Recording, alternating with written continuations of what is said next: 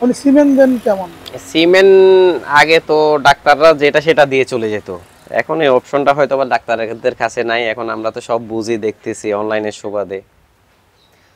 তো এখন এই সরকার কর্তৃক আমদানিকৃত আছে আপনার সেই ইউএসএ সিমেন্ট আছে। ইউএস সিমেন্ট ব্যবহার করছেন? ইউএস কত সিমেন্ট নম্বর কত নম্বর? আমার এখানে 7951 আছে, 7900 আছে, 894 আছে, 89479007951 তিনটা। তারপরে আপনার আলট্রা জেনেটিক্স এর 100%। উনি যে তিনটা মানে সিমেন্টের নাম বললেন, আমার ইউটিউবে এই তিনটা সিমেন্টের নাম ইউএস, হ্যাঁ ইউএস সিমেন্ট, এই নাম্বার তিনটে নিয়ে সার্চ দিন, এর ভিডিওতে আছে ওর ল্যাকটেশনের টোটাল বিবরণটা আছে, দুইটা ভিডিও আপলোড করা আছে, প্রথম 1 বছর আগে একটা আর এই সম্প্রতি একটা। জি জি। হ্যাঁ, আপনারা কিন্তু এটাও জানতে পারবেন যে ওর এটা প্রায় 70-80 লিটার হলো সেই আমেরিকাতে আছে, বাট আমরা ওটা চাই না, আমাদের 30-35 হলেই আমরা খুশি। আমাদের ভাই 30-35 লাগে না, অন এন এভারেজ আপনার 20-22 লিটার হলে আমার চলে, এর বেশি লাগে না। এত টাকা বই রাখবে। এই যে আমি একটু বলি, যেমন আমরা ইউএস সিমেন্ট যেগুলো আমরা দেখে আসলাম সাভার ডেরিতে সারগুলো আছে, এবং ওখানে আমাদের সানে খুদা সাহেব তিনি বললেন যে এর আমেরিকার পার্সপেক্টিভে এদের 70-75-80-82, এবং আমাদের জসিম স্যার কিন্তু সেখানে গিয়েছিলেন, যারা থাকছেন তাকে দেখছেন তাদের মাদের রেকর্ড কেমন, এবং সেই মায়ের সন্তান এবং তার বাবাদের রেকর্ড এরকম অনেক সুন্দর রেকর্ড, হাই জেনেটিক্স। কারণ এক একটা বুলের দাম কিন্তু কম টাকা না, না প্রায় 40-50 লক্ষ টাকা কিন্তু একটা বুলের খরচ পড়েছে, যেহেতু একটা ব্রিডিং বুল বা বীজের জন্য। ঠিক আছে, ওরা দেখে কিন্তু এই জিনিসগুলো আনছে। এবং এখন আমাদের দেখার বিষয় যে আমাদের দেশের পাসপোর্টে কতটুকু হয়, তাই না? আপনি এগুলো একটু আলাদাভাবে একটু রাখবেন, আমরা হয়তো 2-3 বছর পরে কিন্তু আসবো যদি আল্লাহ বাঁচায় রাখি, এর বাচ্চারা কেমন পারফর্ম করে।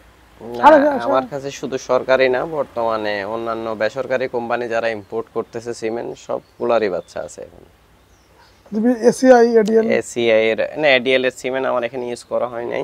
এসিআই এর যে এইগুলো আছে ওদের কি আছে? এলএক্স আছে, এলএক্স আছে, ওদের বাচ্চারা কেমন করছে? না ওর বাচ্চা তো আসছে মাত্র, আসছে।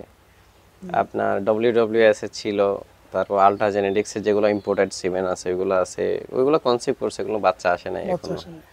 ওই আগে যেটা করি না এখন চেষ্টা করতেছে আর কি, বাচ্চা সামনে ঘরে রাখবো, ভালো জাতের বাচ্চা রাখার চেষ্টা নিমিত্তে আসলে ভালো সিমেন্ট। আমি আপনার আবার ওই প্রসঙ্গে আসবো, যে সেটা হলো যে আপনি বললেন যে আপনি বিভিন্ন খামার থেকে যারা গরুগুলো বিক্রি করে দেয় বিভিন্ন কারণে, এবং তাদের খামারে গরুগুলো হয়তো অনেক গরু আছে 4-5 বার সিমেন্ট দেয়, বাচ্চা কাচ্চা হয় না, সেরকম গরু তো আপনি আমি নিছেন।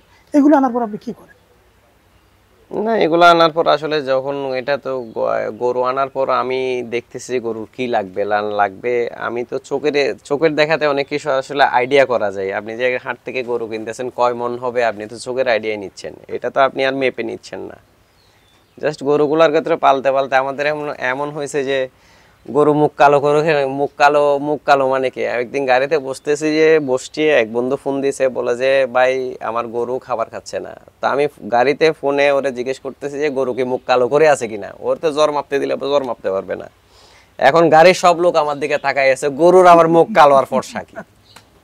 অ্যাকচুয়ালি ব্যাপারটা এখানে, আপনি যখন গরুটা আপনার লাইভ আপনার চোখের সামনে আছে, আমরা যখন ভেটেরিনারিয়ানদেরকে খামারে আনি গরুর সমস্যার জন্য, উনি তো গরুর ভিতর ঢুকতেছে না, এখানে কোনো কি ওই যে আলট্রাসোনোগ্রাফি করতেছে না, অন্য কিছু করতেছে, তো উনি কেমনে জানে যে এই গরুর এই সমস্যা, এইটার জন্য এটা হইতে পারে? তো ডাক্তারদের সহায়তায় আসলে আমরা ওনাদের সাহচর্যে থাকতে থাকতে আমরাও অনেকটা কিছু বুঝি যে গরুটার কি দরকার কখন। তো যেটা দরকার সেটা প্রপারলি দেওয়ার চেষ্টা করি, এবং সময় মতো আপনার কনসেপ্ট করানোর চেষ্টা করি। কনসেপ্ট করলে তো এটা আমার ঘরে থাকলো, না করলে এটা তো আমার অপশন আছে, সেকেন্ড অপশন তো আছে, আমার লস যাচ্ছে না এখানে, ওইটাই।